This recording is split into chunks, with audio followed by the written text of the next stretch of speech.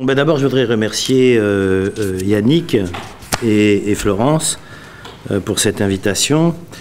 En ma double qualité, si je peux dire, d'économiste, d'une part, et d'économiste atterré, d'autre part, je me réjouis vraiment de cette possibilité d'échange. Parce que je pense que un des grands problèmes de l'économie d'aujourd'hui, c'est justement qu'elle s'est totalement enfermée dans de la technicité, qu'elle n'a plus aucun rapport avec les autres sciences sociales, en particulier avec l'histoire.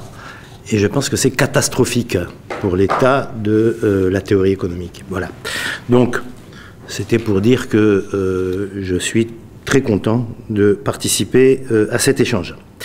Alors, on va changer complètement d'univers, évidemment, puisqu'on va parler de la dette d'aujourd'hui. Mais bon, il y a quand même des points de passage. Je pense que dans la discussion, ça viendra. Bon, ce que j'ai prévu, moi, c'est pas un exposé ex cathedra sur la dette, mais essayer de vous donner quelques points de repère sur pourquoi la dette a pris ou a repris, puisqu'on voit bien qu'à certaines périodes historiques, ça a été une question tout à fait essentielle et majeure. Donc pourquoi elle a pris ou repris donc une importance aussi centrale, en particulier à notre époque. Yannick y est pour rien, mais enfin, en ce moment, on débat de l'avenir du peuple chypriote, et là encore, ça tourne autour d'une question de dette. Après les Grecs, après les Irlandais, après les Portugais, mis sous tutelle, et après que les Espagnols et les Italiens se soient auto-mis sous auto-tutelle pour s'appliquer le modèle mis en place par l'Union européenne. Voilà. Donc, je vais vous donner un peu quelques points de repère sur... je déteste cette expression, mais ça fait rien, sur de quoi la dette est le nom. Quels sont les enjeux là derrière. Toujours avant de commencer mon exposé, juste un dernier point préliminaire, qui est pour dire que, et puis pour s'extraire, si je peux dire, du 18e et rentrer dans la problématique contemporaine, pour dire que dans la période, on va dire, récente, depuis la Deuxième Guerre mondiale, il y a eu deux grands moments de discussion sur la dette, et qui ont des traits communs, mais qui sont assez distincts. Le premier grand moment de la discussion sur la dette, c'est les années 80. Et c'est après que le FMI et la Banque mondiale aient modifié leur doctrine, tout particulièrement la Banque mondiale, vis-à-vis du tiers-monde, et qu'ils aient imposé le passage au tout marché. Jusqu'aux années 70, la Banque mondiale avait une vision du développement qui était basé sur la construction d'États forts, chargés des infrastructures, chargés de l'éducation, j'ai presque envie de dire chargés des biens communs, pour créer les conditions du développement.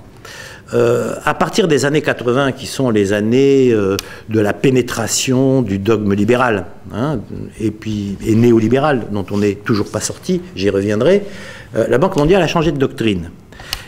Et a considéré que c'était le marché qui était l'opérateur véritable du progrès, du développement, etc. Bien, et donc a imposé des solutions de privatisation extrêmement dures. Et c'est le moment, pour différentes raisons, dans lequel les dettes ont explosé dans les pays du Sud. Et la dette a été utilisée comme instrument de discipline. La dette a été associée à une série, le comblement des dettes a été associé à une série de conditionnalités pour assurer le passage, l'accélération du passage au marché. Voilà. On pourrait y revenir si vous voulez, mais c'est la période dite des ajustements structurels. Voilà, comme économiste atterré, je me souviens, il n'y a pas très longtemps, on avait organisé un débat sur la dette et les conditionnalités que mettait l'Union européenne à un certain nombre de pays. J'ai cité tout à l'heure l'Irlande, la Grèce, le Portugal, etc. Et un économiste venu, il vient d'où d'ailleurs? Je ne sais plus, du Togo. Voilà, se marrait et disait quoi? Vous découvrez l'ajustement structurel? Nous, ça fait 30 ans qu'on connaît ça. Et tout d'un coup, ça m'a frappé. Je me suis dit, mais il a bien raison. Il a bien raison. Ce sont les méthodes de l'ajustement structurel élaborées par le FMI et la Banque mondiale dans les années 80 que l'Union européenne a joyeusement redécouvert dans la décennie 2000. Voilà. Ceci pour dire qu'il y a eu ce premier moment sur la dette et une série d'enjeux autour de la dette. Parce que je vais vous parler de la dette, mais je vais vous parler surtout de à quoi elle sert, à quoi elle va servir idéologiquement et politiquement. Parce que, voilà. Et puis alors le deuxième grand moment, c'est le moment actuel. C'est le moment actuel. Et en fait, ce moment actuel, il faut bien voir, le moment d'exaspération, c'est après 2007-2009. C'est donc après l'explosion de, on va dire, la crise financière, mais en fait, c'est la crise d'un modèle d'accumulation basé sur la déréglementation financière. Voilà. Alors le grand paradoxe, si vous voulez, et je commence à dire des choses sur la dette, à la fois ce que c'est et à quoi elle sert, le grand paradoxe, c'est que l'explosion en plein vol du modèle de dérégulation financière et d'un capitalisme tiré par la finance aurait dû signifier la fin de tout un cycle. Et en fait, compte tenu de la manière dont la crise financière a accru les problèmes de déficit public et de dette publique, on a assisté à l'inverse. On a vu, au contraire, le programme néolibéral, utilisant la question de la dette, faire un progrès, si je peux dire, en s'emparant des budgets publics et en imposant les formes de restructuration, type ajustement structurel, auquel je faisais référence. Voilà. Donc là, si vous voulez, je vous ai campé les deux grands moments. Maintenant, je vais venir plus en détail sur moment par moment. J'ai choisi un exposé qui suit un séquençage, c'est pas encore de l'histoire, c'est presque de l'histoire, en tout cas des périodes, en essayant d'expliquer ce qui s'est joué dans chacune des périodes. D'abord, un point de théorie économique, si on peut dire, et aussi d'empirie sur comment la dette est gérée, comment elle fonctionne. Alors, premier point, le point de théorie économique, c'est est-ce que la dette, c'est si grave que ça? Est-ce que c'est si embêtant que ça? À partir de quel moment ça le devient, etc. Premier point, la question de la règle d'or en matière budgétaire. Aujourd'hui, on vous dit, la règle d'or en matière budgétaire, c'est zéro dette publique. C'est évidemment une vision tout à fait néolibérale de ce que c'est un budget public. Il y a eu un débat sur ces questions-là, il y a eu un vrai débat. Et en fait, ce qui, dans la théorie économique, la règle d'or, ou ce qui pourrait tenir lieu de règle d'or, c'est un vocabulaire très forcé en matière de dette et de déficit public, c'est de dire que la dette publique est acceptable jusqu'au point où elle recouvre des dépenses d'investissement et d'infrastructure menées par l'État. Autrement dit, si les recettes couvrent les dépenses de fonctionnement et que la dette ne va pas au-delà de l'investissement public, notamment dans les infrastructures, non seulement la dette est gérable, mais elle est souhaitable, parce que c'est le moyen par lequel on prépare l'avenir et on prépare le futur. Quand on vous dit « Ah, c'est comme les ménages, ils ne doivent pas être endettés », mais c'est absolument faux. Les vrais ménages soucieux de l'avenir sont endettés jusqu'aux oreilles parce qu'ils sont en train d'acheter un patrimoine immobilier pour eux-mêmes et pour leurs enfants. Et personne ne leur reproche ça. Au contraire, on fait toutes sortes d'incitations. Donc, il est absolument faux de dire que la question, c'est la capacité de remboursement. Bon, voilà. Alors, pourquoi est-ce que la règle d'or, c'est ça et pas l'équilibre? Parce qu'il y a, en théorie économique, une chose qui s'appelle le multiplicateur keynésien. Et le multiplicateur keynésien, c'est quoi? C'est de dire que chaque sou de dépenses publiques, chaque cent de dépenses publiques, hein, chaque unité de dépenses publiques, pour des raisons de circuit économique, se traduit par plus que l'unité de croissance de l'économie. Autrement dit, on va dire, 100 de dépenses publiques se traduit par 150 ou 180, c'est ça le multiplicateur, de croissance du PIB.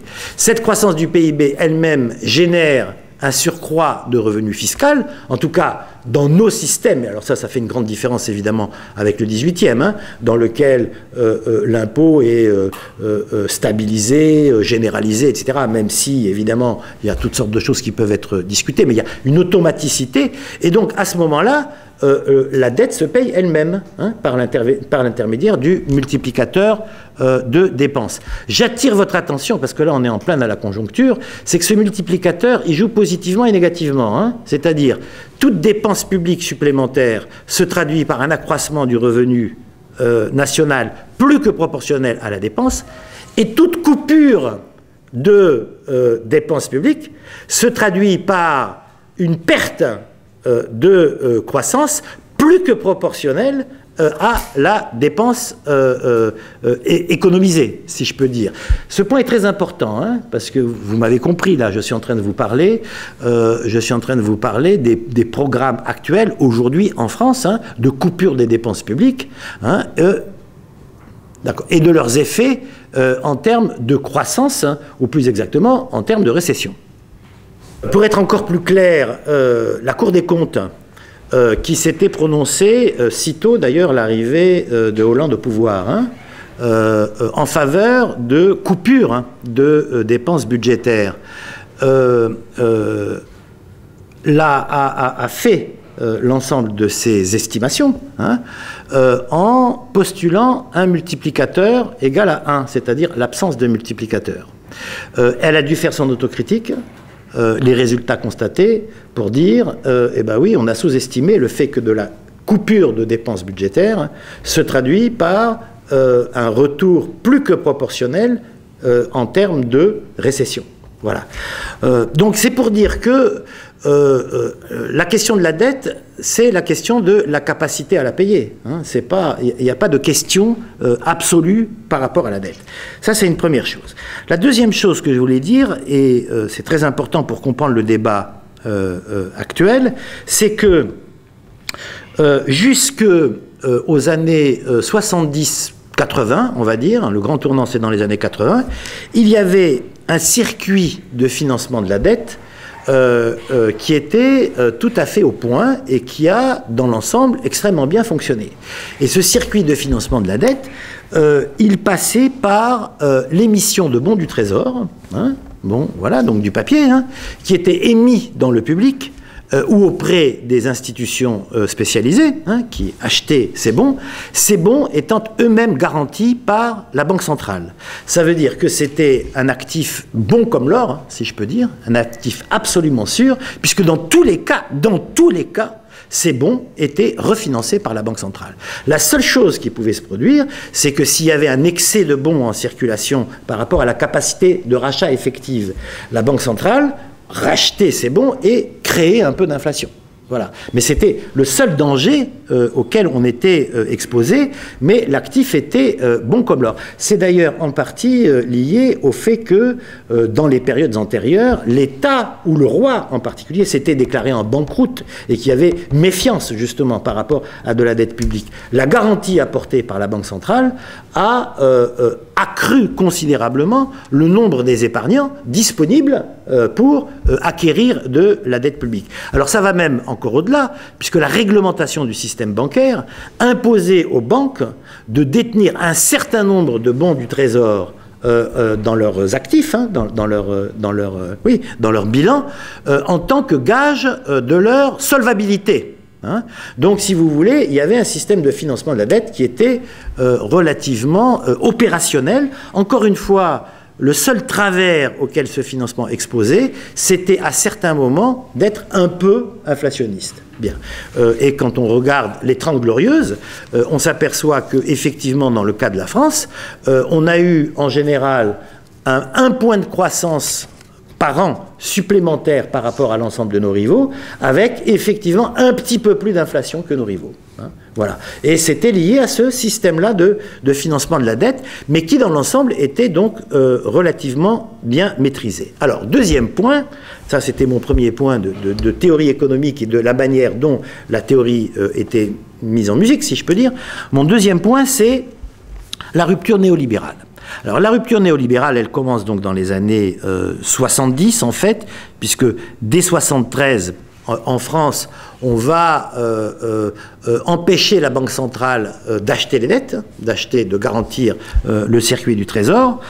Mais en fait, le grand moment de la rupture néolibérale, c'est les années 80. Dans l'ensemble du monde, si j'ose dire, c'est les années Reagan et Thatcher, c'est les années du virage dont je vous parlais de la Banque mondiale et du FMI. Et en France, pour être tout à fait clair, le grand artisan de la déréglementation financière, c'est Bérégovoy. Donc ça, il hérite d'une situation qui a été déjà entamée par ses prédécesseurs, en l'occurrence Giscard, etc. Mais la grande réforme bancaire libérale en France, c'est Bérégovoy. Non, ceci simplement pour dire qu'il y a des antécédents dans la tradition idéologique et politique qu'on connaît en France. Voilà, ça date pas d'aujourd'hui. Ça date pas d'aujourd'hui. Bien, alors... La rupture, quelle est la toile de fond de la rupture? Alors la rupture, en quoi elle va consister? Je vais vous le dire en deux mots. La rupture, elle va consister dans le fait que on va modifier l'émission et la gestion de la dette de telle manière qu'elle est entre les mains exclusives des opérateurs financiers. Un peu comme dans l'Ancien Régime, d'une certaine manière. C'est-à-dire qu'on va faire en sorte que la dette ne puisse plus être acquise que par des opérateurs financiers spécialisés.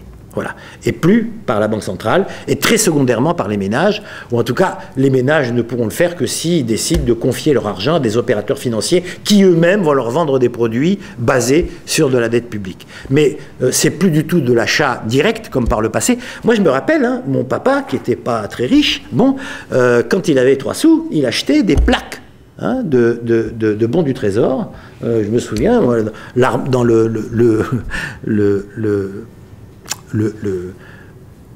la penderie secrète de mon père, il y avait quelques bricoles et il y avait 1 ou 2 plaques de bons du Trésor qui revendait d'ailleurs de temps en temps quand il avait besoin de se refaire du liquide. Bon, c'est tout ça qui est d'une certaine manière complètement terminé. Alors, quel est le contexte de ce changement?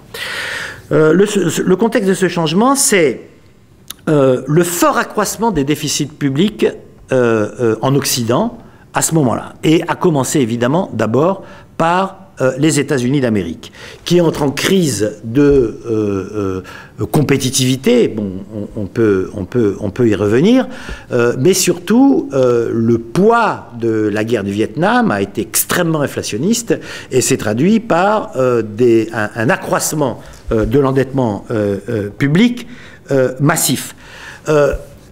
L'une des causes aussi de l'accroissement de la dette, extrêmement important, c'est le fait qu'on a détruit les bases fiscales de l'État.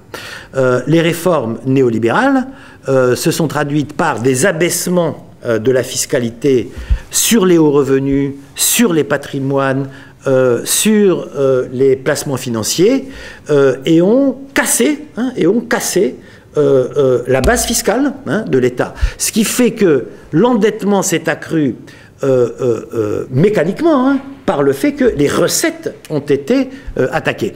Comment dire? Aujourd'hui, là, voilà, on vous explique que Hollande et son gouvernement ont procédé à un matraquage fiscal, etc. Bien, on est revenu à la situation de 2007. On est revenu en termes d'imposition. Quand je dis 2007, c'était la période de Jospin. Donc on est revenu à 2007, mais de 80 à 2007, hein, il y a eu une, comment dire, une déconstruction, hein, de la base fiscale spectaculaire. Donc voilà, autre cause d'accroissement de la dette. Troisième contexte, enfin troisième élément de contexte expliquant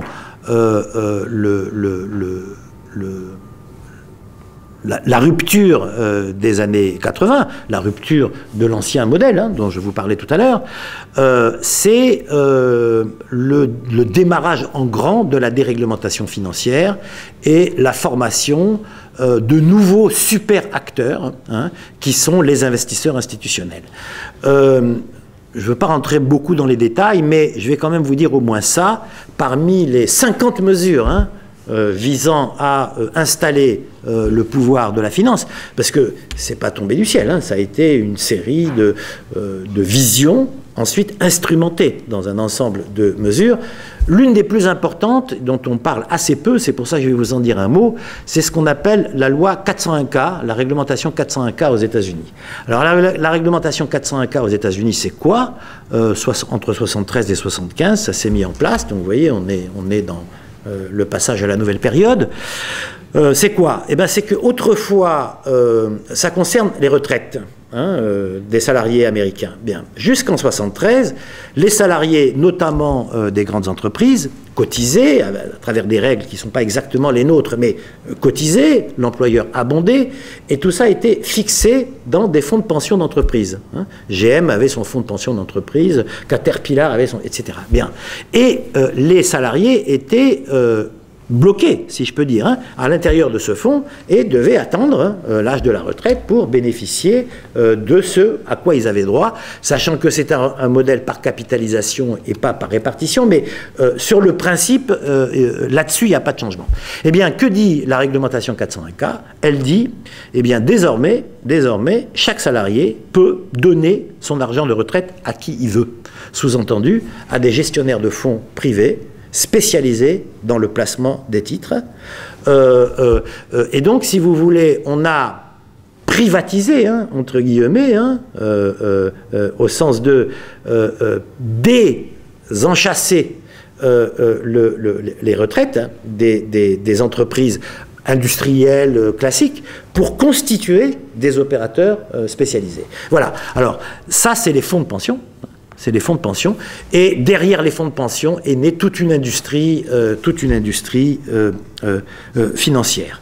Voilà, donc à partir de ce moment-là, on a procédé à ce qu'on appelle la titrisation de la dette. Alors ça, c'est fondamental. Alors qu'est-ce que c'est la titrisation de la dette?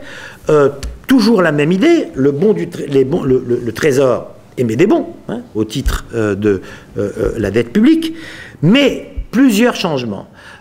Ces bons, maintenant, vont être massivement acquis par des opérateurs financiers spécialisés, notamment les fonds de pension, sont constitués des marchés secondaires de la dette dans lesquels ces bons sont négociables au jour le jour, hein, et donc ça donne une liquidité énorme aux détenteurs de ces titres, et donc une incitation, hein, extrêmement forte aux opérateurs financiers à acquérir ces titres dont ils peuvent se défaire très facilement, puisqu'il y a un marché financier. Il va y avoir ensuite des situations différentes. Dans le cas français, la Banque centrale n'est plus autorisée à acquérir de la dette. Hein, et donc, la dette est remise entre les mains des fermiers généraux, hein, pour employer... pour se référer à une période historique antérieure. Alors, ça, c'est un choix français, je vais y revenir, et c'est surtout un choix européen. Dans le cas des États-Unis, c'est un peu différent. Pourquoi? Parce que dans le cas des États-Unis, on n'a pas été si bête, si j'ose dire, et vous allez comprendre. Dans le cas des États-Unis ou de l'Angleterre, du Japon a fortiori, mais c'est différent. La dette est mise en vente, si je peux dire, hein, auprès des opérateurs financiers spécialisés. Mais si les opérateurs font monter les enchères en exigeant des taux d'intérêt trop élevés, alors la Banque centrale américaine ou anglaise peut dire non. 5% c'est beaucoup trop cher, nous on l'achète à 2%, ça c'est de l'argent public, c'est de l'argent des citoyens, allez jouer ailleurs, allez faire vos sous ailleurs, pas avec l'argent des citoyens. Voilà. Et donc ça maintient, en pratique, et pour l'essentiel, sauf dans la période récente, je vais y revenir, c'est la finance qui va acheter la dette, mais sous le contrôle de la Banque centrale qui va imposer par sa capacité d'intervention, une régulation et des taux qui sont restés admissibles. C'est la raison pour laquelle, par exemple, les États-Unis, qui ont une dette infiniment supérieure à la dette européenne, plus de 120-130%, continuent à acheter leur dette à 2%. Alors que, évidemment, ce n'est pas du tout le cas ici. Troisième point, la zone euro. La zone euro, et donc on va rentrer dans la construction de la zone euro et les mécanismes institutionnels de gestion de la dette installés par la zone euro. Alors, d'abord, pourquoi a-t-on fait une zone euro? Bon, je passe assez vite. Il y avait des motifs sérieux à faire une zone monétaire unique. Alors, ces motifs sérieux, ils sont multiples. Le premier motif, c'est les turbulences monétaire continue de la période d'avant, c'est-à-dire l'euro a été mis en place dans les années en 2001, mais les discussions sur l'euro se sont faites dans la décennie 90. La décennie 90 est une décennie pendant laquelle on a des variations de taux de change erratiques et qui sont mortelles pour l'économie. C'est-à-dire, vous voyez, vous êtes une entreprise industrielle sérieuse, vous donnez un mal de chien pour augmenter la productivité dans l'année de 2 à 3%, et c'est un très beau résultat, et vous avez une variation de taux de change de 15 à 18% dans la même année. Donc, vous avez plus que rien fait, et ça casse totalement la prévision, la possibilité de projection. Donc, il fallait stabiliser. Voilà, c'est une des raisons pour lesquelles on a fait la zone euro. Une autre raison pour laquelle on a fait la zone euro, il faut bien le dire, c'est maintenir l'Allemagne en Europe, si j'ose dire. On est après 90, on est dans l'effondrement du mur de Berlin, et on est dans non seulement l'Allemagne qui a racheté l'Allemagne de l'Est 1 pour 1, mais qui a un environnement sur son Est qui fait qu'elle a une grande tentation à repartir vers l'Est plutôt que de garder son arrimage à l'Ouest. Bon, voilà. Une série de raisons. La question maintenant, et c'est ça qui est important, la question c'est les paris, j'ai envie de dire, les paris stupides qui ont été faits au moment de la construction de la zone euro et qui expliquent les difficultés dans lesquelles nous sommes. Alors, un tout petit peu de théorie économique. On a l'expérience de constitution de zones monétaires unifiées à partir de situations différentes. En particulier, il y a l'expérience américaine. La construction de la Banque centrale américaine et du dollar dans les années 1870, dans une société dans laquelle fonctionnaient au moins deux monnaies, la livre anglaise au sud et le dollar en or, le dollar au nord, pour ne pas parler des métaux, des bons divers de monnaie privée qui circulaient. On a cette expérience, on en a beaucoup d'autres. Qu'est-ce qu'on sait? Et on le sait, enfin, je veux dire, tout le monde le sait. Bon. Que pour constituer une zone monétaire, il faut certaines conditions. Il faut une zone monétaire, une monnaie unique. Il faut certaines conditions. Et les conditions, c'est un budget pour assurer la défense de la monnaie, un minimum de politique commune, de politique macroéconomique commune, et un minimum de transfert nécessaire entre les régions. Voilà, il faut que l'habitant de la Creuse ait les mêmes droits en termes de sécurité sociale, pour constituer un marché du travail unifié, que l'habitant de l'Île-de-France. Or, ce n'est pas sur les revenus de la Creuse qu'on va payer l'assurance sociale de l'habitant de la Creuse. Ça c'est tout à fait clair. Voilà. Donc, il faut assurer des transferts. Bien. Le problème, c'est qu'au moment de faire la zone euro, personne n'était prêt à faire ça. Personne n'était prêt à faire un budget commun. Vous savez que le budget européen, c'est 1% du PIB européen. Pour donner un ordre de grandeur, le budget américain, qui correspond à l'autre grande zone, ce qu'on appelle une zone optimale, une zone monétaire optimale, c'est un peu plus de 30%. Et tout le monde est d'accord pour dire que c'est un taux assez bas, et qu'il y a encore une série de fonctions qui sont restées dans les États. Mais c'est 30%. En Europe, c'est 1%. Bien. C'est-à-dire qu'il n'y a pas de budget. De politique commune, il n'y en a pas. Et il y a même pire que ça, puisqu'il n'y a pas eu d'harmonisation fiscale. Donc, on a installé la concurrence fiscale. Donc, comment dire, comment faire une zone euro dans ces conditions? Comment faire une zone euro dans ces conditions? Alors, ici, je vais vous dire quelque chose qui, je crois, est vraiment très important et que vous avez sans doute peu entendu ou pas entendu, donc je me permets d'attirer votre attention. Le pari qui a été fait, sur proposition de l'Allemagne, mais il faut bien dire que personne n'était chaud pour faire les vraies conditions d'une zone euro. Donc, le pari qui a été fait, sur proposition de l'Allemagne, ça a été de fabriquer ce qu'on a prétendu appeler, à ce moment-là, désigner comme, plus exactement, une communauté de stabilité budgétaire. Communauté de stabilité budgétaire, c'est directement traduit de l'allemand. Qu'est-ce que ça voulait dire, communauté de stabilité budgétaire? Ça voulait dire communauté, puisqu'on avait une monnaie unique, de stabilité budgétaire. Pourquoi? Parce qu'au lieu de créer les conditions socialisées d'une monnaie unique, on reportait sur chacun des pays les contraintes d'équilibre. Et c'est le pacte d'Amsterdam, à savoir, on n'a pas besoin de faire un budget commun, on n'a pas besoin de faire des transferts, etc., parce que chaque pays s'engage à respecter deux limites. Pas plus de 3% de déficit public, pas plus de 60% de dette publique. Étant entendu, bien entendu, vous l'avez tous compris, bien sûr, que déficit public et dette publique sont intimement liés, puisque c'est le déficit public qui va nourrir la dette publique au fur et à mesure que le déficit a besoin de fonds externes pour s'alimenter. Donc voilà l'idée de génie. On n'a plus besoin d'éléments socialisés, puisque chacun s'engage à respecter 3%, 60%. Donc vous voyez, on reporte la contrainte d'équilibre de long terme de la zone sur chaque pays.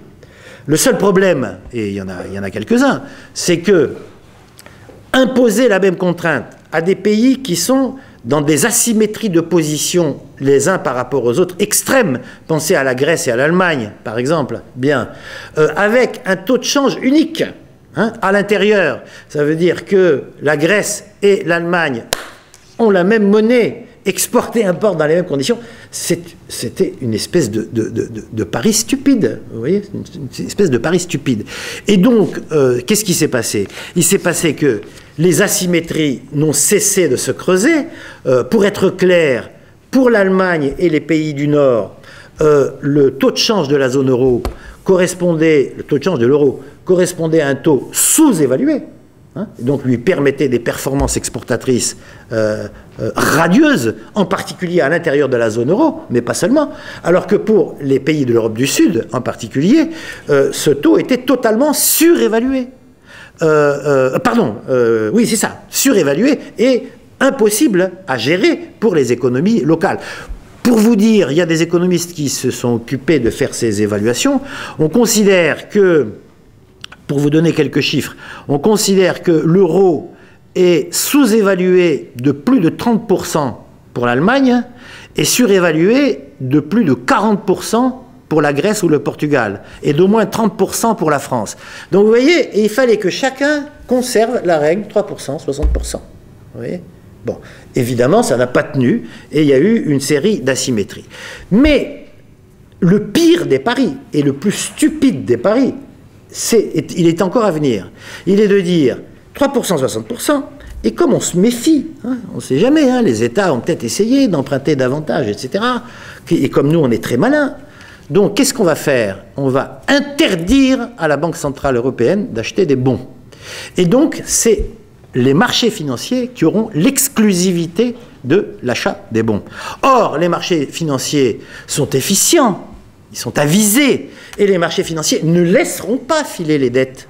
Et si un pays prétend acheter au-delà de 60%, ou manifeste des déficits publics supérieurs à 3%, immédiatement, les marchés financiers vont faire monter les taux d'intérêt de manière extrêmement élevée et vont empêcher les dérives. Donc les marchés financiers étaient installés comme gardiens de l'orthodoxie et du respect des limites 3%, 60%. Troisième chose qu'on fait, vous voyez, 1, on reporte, 2, on installe les marchés financiers, 3, on introduit dans la Constitution européenne, hein, dès la première Constitution, dès celle de l'euro, hein, pas la dernière de 2005, on introduit, c'est magnifique ça, c'est magnifique, réfléchissez-y, moi je suis subjugué, on introduit une clause de non-solidarité. Hein, vous voyez, on fait une zone commune, hein, et on introduit une clause de non-solidarité. Qu'est-ce qu'elle dit, cette clause de solidarité? Elle dit, si un pays plonge, d'accord, sur ses déficits, il y a interdiction de venir à son aide. D'accord? C'est l'article 115. No bailout clause. Hein? C'est d'ailleurs la raison pour laquelle, quand il a commencé à y avoir des difficultés en Grèce, ça a pris cette tournure. Parce que no bailout, il faut les laisser couler. Il faut les laisser couler. Ça, c'est la Constitution européenne. Voilà. Bien. Quand on s'est rendu compte que si on les laissait couler, on foutait la zone euro en l'air, on est allé les voir. Mais enfin, on leur a mis une corde sous le nez, sur la gorge. Donc vous voyez sur quoi s'est construit la zone euro? C'est construit sur... On saute les conditions de l'existence d'une zone et on reporte sur les États. Les marchés financiers sont les gardiens et clause de non-solidarité inscrite... Je trouve ça magnifique quand même. Hein. On fait une zone euro commune hein, avec au centre une clause de non-solidarité. C'est grandiose quand même. Hein. C'est grandiose. Bon, ok. Là-dessus, il se passe quoi? Quatrième point, 2007-2009. 2007-2009, l'explosion de la crise financière. Alors, ce qui est sublime, c'est que 2007-2009, c'est le gardien qui est le pyromane. Ça veut dire que le système financier mondial a explosé à partir de ceux qu'on avait installés comme gardiens. C'est-à-dire l'ensemble de la déréglementation financière, l'ensemble des folies que se sont autorisées les marchés financiers, notamment à travers les subprimes, mais il y aurait beaucoup de choses, aboutit à l'explosion du système. Pendant toute cette période, avant l'explosion du système, donc de 2001 à 2008, les marchés financiers extrêmement avisés, installés comme gardiens, ont prêté dans toute la zone euro exactement au même taux, autant à 2%, aussi bien à l'Allemagne qu'à la Grèce. C'est-à-dire qu'ils n'ont absolument pas joué leur rôle de gardien. Absolument pas. Mais d'ailleurs, ce n'est pas des gardiens. Ils sont là pour spéculer, pour faire de l'argent avec de l'argent, comme dirait l'autre. Pas pourquoi on va leur demander de faire les gardiens. C'est aussi saugrenu que, je ne sais pas, d'imaginer que un policier a été formé pour devenir nounou. C'est à peu près la même idée. Bon. Donc, non seulement ils n'ont absolument pas joué leur rôle de 2001 à 2008, mais quand tout a explosé, ils ont continué à ne pas jouer leur rôle, c'est-à-dire qu'ils ont totalement surréagi en imposant des différenciations absolument non fondées. La Grèce, à un certain moment, c'est bon, elle ne pouvait pas... Enfin, les offres pour acheter ces bons, c'était, oui, ok, à 30%, 35%, 40%, c'est-à-dire absolument n'importe quoi. Voilà. Donc,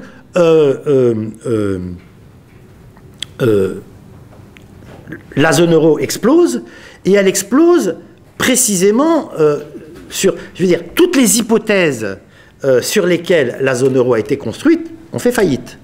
Toutes. Hein, à savoir, chaque État doit garder 3%, 60%, c'est totalement impossible dans la situation d'asymétrie d'économie réelle avec un taux de change unique. Donc ça a explosé.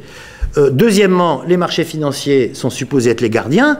Ils n'ont absolument pas joué le rôle de différenciation qu'ils auraient dû jouer. Et ensuite, ils ont été les pyromanes au lieu d'être les gardiens. Clause de non-solidarité, il a fallu revenir dessus. Et ce qu'on a mis en place comme mécanisme de solidarité, il faudrait y revenir, c'est des drôles de mécanismes de solidarité, c'est le fameux FESF, Fonds européen de stabilité financière. Bref, on a été obligé de mettre en place un outil de coordination pour assurer un minimum de sauvetage des pays qui étaient en train de couler. Alors, dernier point, si je peux dire, l'enjeu de l'après-2009. L'enjeu de l'après-2009. Alors peut-être vous comprendrez mieux ce que je disais en introduction. C'est pour ça, nous, qu'on s'est constitué en économistes atterrés. C'est exactement pour ça. Parce que en 2008, 2007-2008, avec l'explosion de la crise financière, on s'est dit, ouf, ça y est, les folies sont terminées. Les folies sont terminées. La parenthèse néolibérale vient d'exploser, enfin vient de se terminer avec l'explosion en plein vol du système. Pas du tout, pas du tout. Parce que l'opération, qui est une opération de hold-up intellectuel de très haute volée, si je peux dire, l'opération a consisté à dire la dette qui a explosé entre 2007 et 2009. Ah, il faut quand même que je vous dise une chose, parce que c'est très important.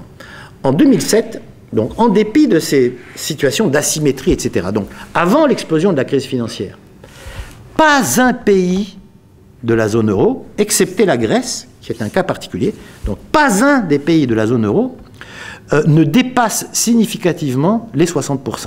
C'est-à-dire, pas un pays de la zone euro n'est sous ce qu'on appelle une procédure pour redressement lié à un excès de déficit public. Donc, en dépit du caractère extrêmement mal foutu, je crois l'avoir montré, de la constitution de la zone, les pays, bon gré mal gré, étaient dans cette zone des 60%. Après l'explosion de la crise financière, pas un seul n'échappe à la procédure pour déficit excessif. L'Allemagne, la vertueuse Allemagne, se retrouve à plus de 90% de déficit public. L'Irlande, qui était l'enfant chéri de la Commission et du néolibéralisme, qui avait 30% de dette publique, d'accord, en 2007, se retrouve avec 120% de dette publique. Pareil pour l'Espagne, qui est aujourd'hui le chien galeux de l'Union européenne. L'Espagne avait 30 à 40% de déficit public, était le bon élève du modèle de zone euro qu'on voulait fabriquer. Aujourd'hui, vous voyez dans quel état elle est. Donc, comment dire, l'explosion de la dette publique est le produit direct de la crise financière, à la fois parce qu'il a fallu secourir les banques, à la fois parce qu'il y a eu effondrement de la croissance, et donc effondrement des recettes fiscales, et à la fois parce qu'il a fallu faire des plans de relance extrêmement importants. On reproche, à juste titre, à Sarkozy d'avoir accru le déficit public de 3 à 400 milliards d'euros dans son quinquennat. C'est absolument vrai, mais je veux dire, c'est en gros ce qui a été fait partout en Europe, et c'était le coût de la crise financière. Bien. Donc, franchement, on pensait que, enfin, on allait passer aux choses sérieuses. Pas du tout, pas du tout. Ce qui est absolument extraordinaire, mais là, il y a vraiment un phénomène, je compte sur les historiens du futur pour nous expliquer ça, un phénomène absolument extraordinaire, un hold-up extraordinaire, c'est constituer un discours sur le thème, le déficit public, c'est lié au laxisme de l'État. C'est lié au laxisme du welfare state, à l'excès de dépenses sociales. Nous avons vécu au-dessus de nos moyens. Maintenant, il faut payer la dette. Mais c'est insensé. C'est insensé. Je ne sais pas si vous réalisez. C'est-à-dire que la finance crée la crise la plus importante du XXe siècle, elle fait plonger les déficits publics de 30% en moyenne dans la zone euro en 2 ans, et elle sort de là en disant mais la crise, c'est que la crise des dépenses publiques, c'est la crise du welfare state, c'est l'excès de générosité des dépenses publiques. Et donc, que faut-il? Il faut, pour revenir à l'équilibre, attaquer le welfare state. Il faut attaquer l'État social, il faut démanteler l'État social. Et donc c'est pour ça qu'on est atterré, c'est-à-dire qu'au lieu qu'on passe un peu aux choses sérieuses, qu'on fasse le bilan des folies de la période financière, la finance fait un pas supplémentaire, et après s'être emparée de l'économie et de la société civile, elle s'empare des budgets publics. Et elle arrive à constitutionnaliser cette vision-là. Pourquoi? Parce que le TSCG, le traité budgétaire qui a été signé récemment, c'est ça qu'il dit. Il dit, le problème de l'Europe, c'est les déficits publics provoqués par une dépense publique excessive, pas un mot sur la finance bien sûr, et donc il faut revenir à la règle d'or, il faut revenir à 0% de déficit public en 3 ans, quel qu'en soit le coût. Et voilà pourquoi la situation dans laquelle nous sommes est une situation dans laquelle